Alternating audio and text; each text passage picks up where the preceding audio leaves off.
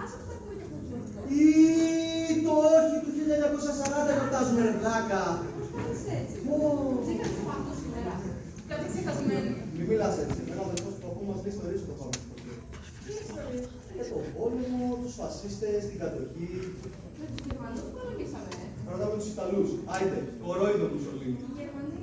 Αυτοί ήταν μετά, εφόσον νικήσαμε τους Ιταλούς στα βουνά της Αλβανίας.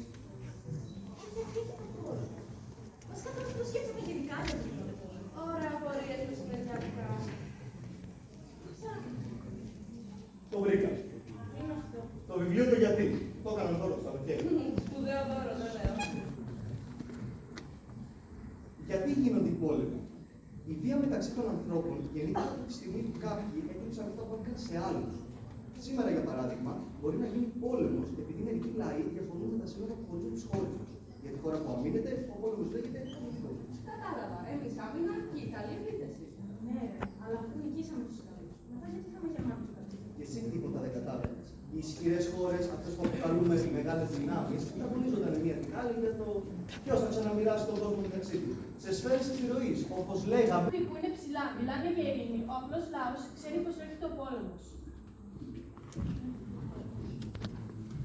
Και ποιοι βρίσκονταν ψηλά. Φασίστες, ναζί. Ο Μουσολίνη στην Ιταλία, ο Χίτλερ στην Γερμανία. Ο Μπενίτο Μουσολίνη ήδη από το 30 στο έργο του. Όχι, πάω το βιβλίο. Στο έργο του, λέω, αρχής του φασισμού. Για γυρίσει.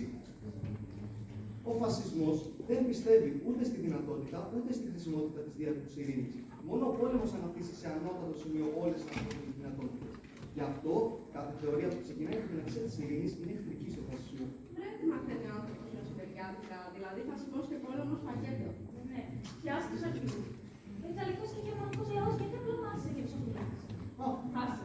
Θα σου πω εγώ ότι διάβασα στο βιβλίο του Μινώπη της ιστορίας. Ναι, θα μιλήσω στο παιδί θεωρητικής τώρα. Λοιπόν, επειδή έχω μια αδερφή που είναι θεωρητική, έχω να σου πω πως μου είπε ότι το κεφάλαιο δεν προλάβαιναν ποτέ να δει.